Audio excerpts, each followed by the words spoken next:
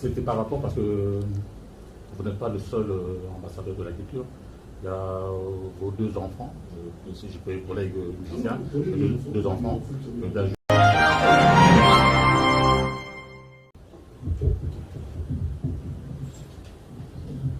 Merci beaucoup. Je profite de l'occasion pour vous remercier. Je profite de l'occasion pour vous remercier de votre présence ici. Nous sommes vraiment honorés d'avoir M.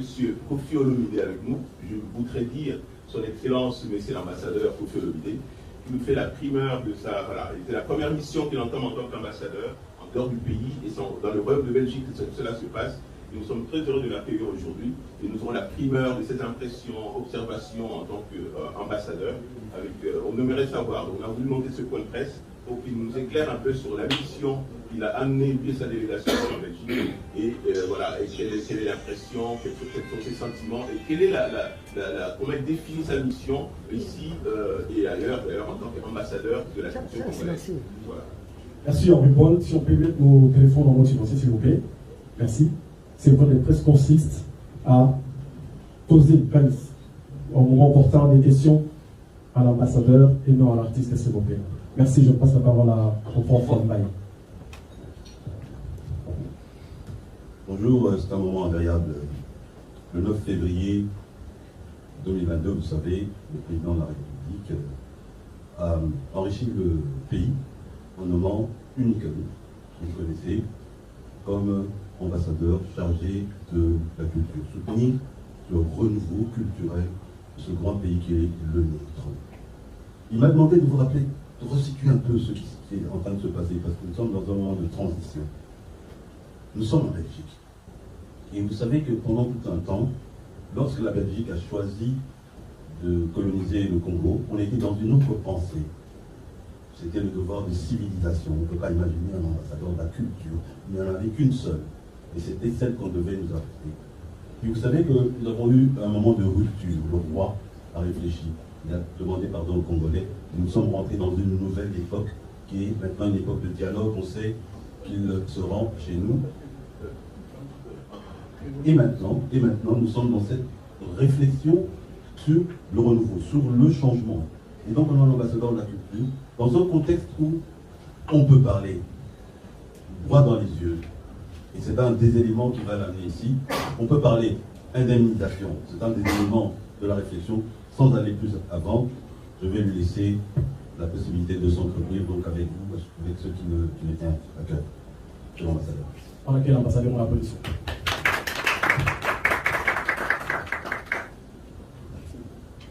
Bonjour. Bonjour. Je vous remercie du fond du cœur pour votre présence ici. Ça me touche la première fois que le bébé en matière de diplomatie presque un pas dans la politique. Je me présente devant une aussi respectable audience. Je voudrais, avant toute chose, remercier du fond du cœur le chef de l'État, M. Antoine Félix Tshisekedi, qui a pensé que je méritais d'être ambassadeur de la culture du Congo. Avec moi, Guillaume Sidadou, que je salue. Ma toute première expérience a été révélatrice. Ça m'a ouvert les yeux, j'ai découvert des choses, j'ai appris, j'ai posé des questions, j'ai obtenu des réponses. J'étais d'abord reçu par M. Lepagne, Stéphane Lepagne, au ministère des Affaires étrangères de la Belgique. C'était quelqu'un qui connaissait le chanteur Kofi Olomide et il a eu l'occasion de côtoyer l'ambassadeur de la culture, nous avons échangé. Il m'a donné beaucoup d'espoir parce que la première mission que je me suis confiée en tant qu'ambassadeur de la culture était de demander à la Belgique, notre, permettez-moi de le dire comme ça, notre ancien papa, notre colonie, les colons qui nous ont colonisés, lui-même avait employé l'expression de dominer la dominant. Je lui ai demandé, moi je suis chanteur, et il y a 8000 instruments de musique congolais ici en Belgique, dans votre musée, à Terre-Blanche. C'est des questions dans des ordres qui vont dans tous les sens, et j'aurais aimé savoir pourquoi c'est si important pour la Belgique de détenir ces instruments de musique. Pourquoi est-ce que, parce que lui connaissait déjà mon programme, j'avais fait une conférence de presse à Kinshasa, cela ne nous a pas échappé. J'avais expliqué les quelques 5 missions que je me suis confiées pour la première année de mon, je dirais ça comme ça, mandat. Alors la première mission était de venir ici, de demander au gouvernement belge, au nom des artistes, au nom de tous mes collègues artistes, de restituer ces instruments de musique que moi-même je ne connais pas, que nos petits-enfants, nos arrière-petits-enfants ne connaissent pas beaucoup. Il m'a dit, M. Kofi, nous avons parlé déjà dans le gouvernement de ce sujet, qui est un sujet difficile. Nous, on veut bien restituer au Congo ces instruments, 8000 instruments de musique. Mais qu'est-ce qui va se passer après? Et comment ça va se passer? Ça, c'était avant la visite que j'ai effectuée hier au musée de Terre. J'ai compris le sens de la question de M. Lepane, Stéphane, du ministère des Affaires étrangères belge, qui est chargé de ces affaires culturelles. J'ai compris le sens de sa question quand j'ai été au musée de Terre. Je ne sais pas si vous avez déjà eu, vous, l'occasion de faire un tour par là. J'avais la chair de poule, de la gorge serrée, et j'ai vu l'ampleur et l'immensité de la chose. Effectivement, ce n'est pas si simple. J'ai vu, je ne sais pas si vous avez déjà vu des vidéos que nous avons un peu ingurgitées dans les réseaux. C'est quelque chose d'immense, d'organisé, de pensé, de conçu. Et défaire cela n'est pas aussi évident. Donc j'ai regardé, il y a des instruments dont je n'avais même pas entendu parler, ni vu. Je n'avais jamais vu des choses extraordinaires. Ils m'ont révélé qu'il y a des choses que les Belges ont achetées. Et les Belges de l'époque, à l'époque du Congo, ont acquis par des gens qui voulaient de l'argent, qui ont vendu, qui se sont séparés, qui se sont défaits de ces objets, de ces instruments de musique. Des instruments de musique vraiment extraordinaires. Et la phrase qui m'a ému, la phrase qui a mis en moi de l'espoir, qui m'a rendu fort, c'était: le potentiel culturel congolais est probablement le plus immense du monde. Autant qu'on parle du sous-sol congolais. J'ai alors compris cela. Et le patron du musée de Tervuren, M. Guido, j'ai oublié son prénom de Guido, voilà, Guido, qui on a fini par devenir un copain, me dit: mais M. Kofi, je le dis à vous, parce que moi aussi, j'entends toujours parler du contentieux belgo-congolais. En matière d'objets de culture, objets d'art, si vous allez à Amsterdam, il y a au moins autant d'objets d'art congolais détenus. Si vous allez en Suède, à Göteborg, c'est pareil. Si vous allez aux États-Unis, à Washington, au muséum, je ne sais plus le nom, il y a au moins là-bas le double de ce qu'il y a ici, c'est-à-dire à peu près 15 000 objets culturels. Pour nous, et ça m'a rendu fier, nous sommes fiers de vendre l'image du Congo. Et ça, j'ai pu comprendre. Le problème, aujourd'hui, est pendant, parce que le musée qui s'appelait Musée du Congo, c'est comme nous a dit Musée Congo, aujourd'hui s'appelle Musée Afrique. Parce qu'effectivement, les leaders, la tête d'affiche dans ce musée, c'est notre pays. Et puis moi, je me suis dit, dans mon programme, j'avais aussi prévu de demander officiellement le nom de mon pays au gouvernement belge, au cas où vous accédiez à notre souhait de rentrer en possession de nos objets d'art, de nos instruments de musique, de vous demander de construire au Congo un musée digne de ce nom, à titre de compensation pour le manque à gagner que nous avons eu depuis toutes ces années. Parce que pour entrer au musée de Tervuren, on paye 12 € la personne et 20 € l'année. Donc on paye 12 €. Et au moment où je visitais, c'était à moitié plein, même plein. Il y avait des jeunes gens, beaucoup me reconnaissaient, des jeunes Belges. J'ai fait, je ne sais pas, 200, 300, 400 photos avec des jeunes qui étaient tous enthousiastes. J'ai même surpris dans un coin des jeunes en train de savourer, de danser sur la chanson Loi, qui décidément est une chanson qui est dans l'histoire. Et puis, M. Guido, le patron, le conservateur de ce musée, me dira le mieux à faire, M. Kofi Olomide, c'est d'éviter l'affrontement entre nos pays à ce sujet. Le mieux à faire, c'est de trouver un compromis, c'est de créer des commissions paritaires pour discuter, pour voir comment on peut faire. Mais nous, on n'est pas opposés. Mais seulement construire le musée ne peut pas être une loi, ne peut pas être un dictat. C'est au bon vouloir du gouvernement belge. Moi, je ne peux pas le décider. C'est là que moi je dis, mais écoutez, Bruxelles est la capitale de l'Europe. C'est ici qu'il y a le siège de la communauté européenne.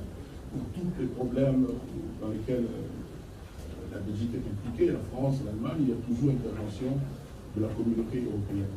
Pourquoi pas, et puis on a rigolé, commencer à boire du jus, à boire de l'eau voisine, etc.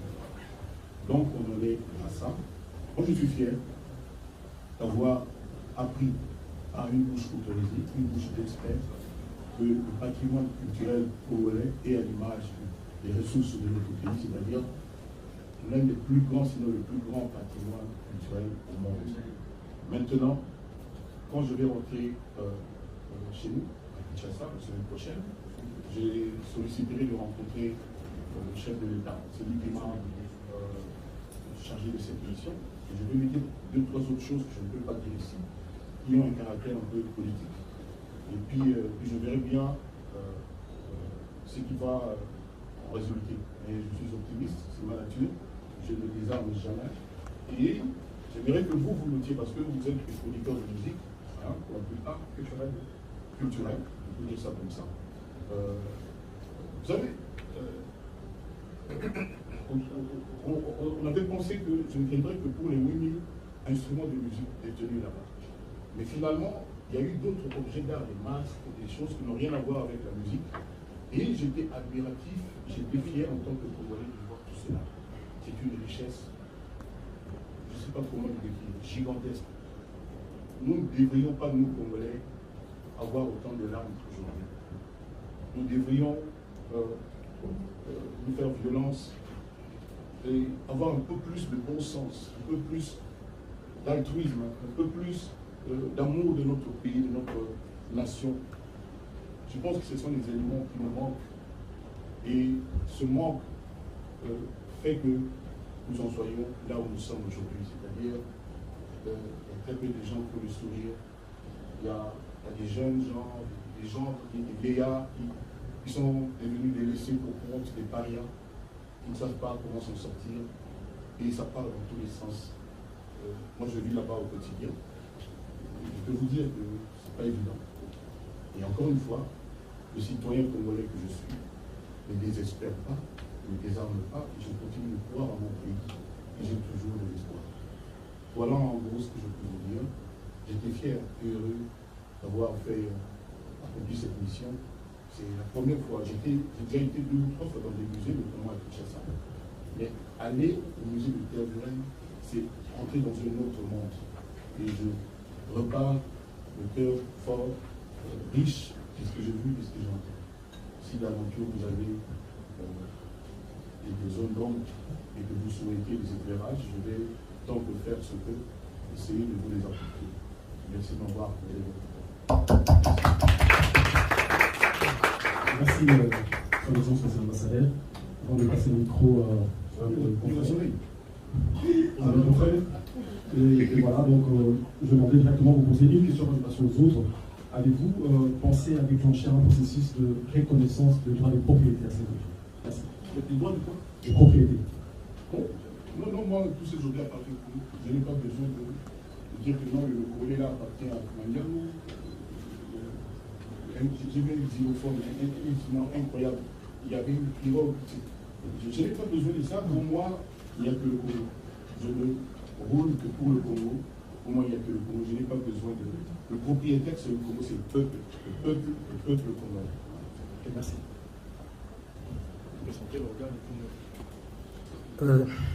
Merci à tout le monde. Monsieur Kavoulou, pour les comptes de Gossip DRC News. Kofi Olomide, déjà félicitations. Merci. Et question dans la ligne Ezraboye, pour éclaircir votre bébé au Bolanda Bisso. Aux l'un des rares artistes et musiciens, aux audace, au courage. Il y a pour le métal bon politique, ça fait longtemps. Au Bété Massoula, machine à voter, et Boujaki Congo peut interpeller les politiciens. Et au hésitaraté, des fois, qu'on critiquait PO, Mamoumou n'est bien. Mais les lorsque qu'on fait le milieu, au côté, na makomité bongo politique parce que au les première déplacement là yo na compte il y a l'état. Est-ce que au Congo vous êtes honnête, il y a quoi ça biso budget, il y a des déplacements dans son Boussali parce que vous payer au Moroté, vous qui bien belé na batum sous au kutu mettre monipe et seigneur na bon pe ba na bon pété. Est-ce que vous avez chanté sur ce budget au yo, il y a des déplacements dans son là. Deuxième question là-bas. Comment vas-y.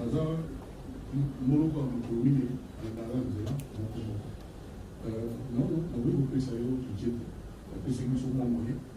On fout à la billet, on fout à l'hôtel. Tu as dit le 20, le 25, le 27. Et qui le nom, tout ça, le 7. Donc, tout le monde est où on a une délégation, parce que nous, on a une délégation là. On a besoin qui, professeur, il y a histoire, il y a l'université de professeur, c'est même. On voit qui. DG l'Académie des gouverneurs de la République, qui conseillère Moko, qui est un expert des cultures, Maman Moko, dans une chef d'orchestre de quartier latin, dans une porte-parole de même, qui a gouverné dans une DBJ. Et puis, autour dans la monnaie le plus important, c'est dit Guillaume, en décembre. Oui, vous avez ça, c'était dans le Bassoula, quand on va dire à l'eau, tout a dit, tout pichou, et vous tirez dans le vin, bien sans le pays. Donc, on a plus de ça, pour le travail tout le temps. Ça dit peut-être, et puis, on va tout là, on a fait mal. Pourquoi ça, on sort la journaliste? Et puis, ceux qui vont nous le bâtiment, ils tirent en voyage, il faut l'en avoir une tir. Donc, voilà. Et puis, une liste, on appelle ça qui validé par les services du président. C'est-à-dire, le logo monté, quartier la peine de Palestine. J'ai proposé et on a accepté. Il y avait 2-3 autres bateaux, par le moment, quand même, le ministère. On a comment les journalistes, là, chef d'orchestre, sur le volcan, là, il y a un milieu, tout, les journalistes officiels. C'est-à-dire, visa autre, dans mon art. Et ça, il y a un quartier la tête. C'est-à-dire, première fois. Peut-être qu'on a fouillé, pendant la manœuvre ici, on a foutu un billet, là, il y a côté.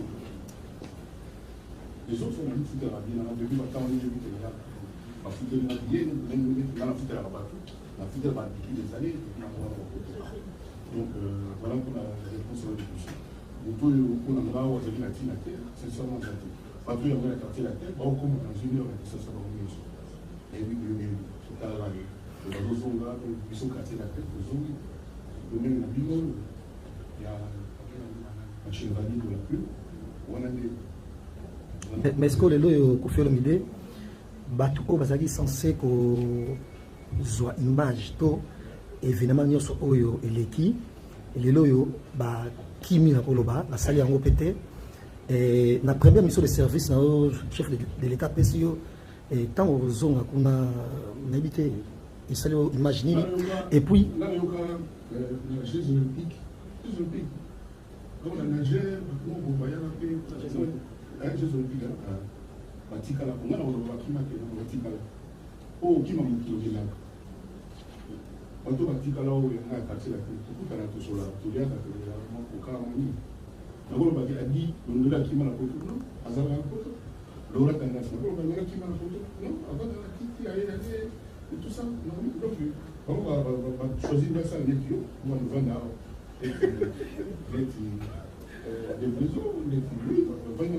quelque part, c'est comme moi, la boutique à Bango. D'abord, on a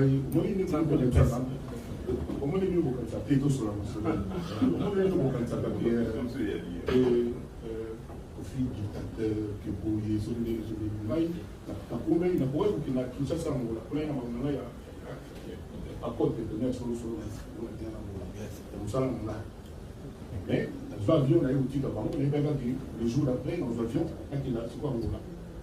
Il y a eu un moment, on a tiré l'hôtel, on a fait ça là, avec le professeur Kindoki, tout ça, c'est normal, on dit ah, on tout normal. Sans que au matin, on a la 17h de thé. D'accord? On a vu, on a fait ça, on a vu, on a vu, on a battu à Joao Lorenzo. Voilà, il y a un problème. Satisfait? Merci. Mais d'abord, il faut se faire quand même, ceux qui, là, il va les solo, on va voir bien à votre cadre international. On va voir ces personnes qui, mon corporation, les médias, pour bien vous avoir dit, vous voyez la diaspora. Peut-être que le vieux Nabi a dit, vous avez parole, vous avez dit, c'est ça. Non, Thierry. Thierry Pino. Thierry Pino. Yo, moi, San Salvador, moi. Bref, et quand même, vraiment, doit être message jusqu'à lui. D'ailleurs, on va quand même plutôt le guisson, un comportement de ma collègue. Peut-être que moi, on reconnaît que non, pas honorer le guisson, pas déshonorer le professionnel guisson. Peut-être, mais je ne peux pas vous obliger. Parce que nous, là, sur la famille journaliste, le lendemain, quand vous nous avez déshonoré, surtout que les hommes ont visibilité, les hommes ont intérêt, il y a une nation là dessus. Je ferme la parenthèse.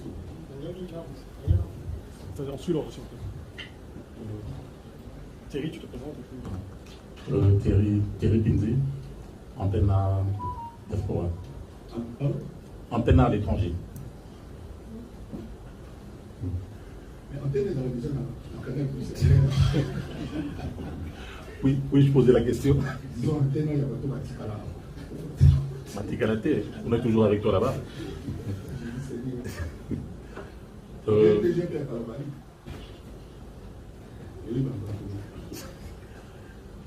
D'abord, félicitations, Laurent Mopao pour la nomination. C'est vraiment le chef de l'État a bien réfléchi et il est tombé sur la bonne personne qu'il fallait. Merci. Voilà. Et c'était par rapport parce que vous n'êtes pas le seul ambassadeur de la culture. Il y a vos deux enfants, ici j'ai pris collègues musiciens, deux enfants, Dajou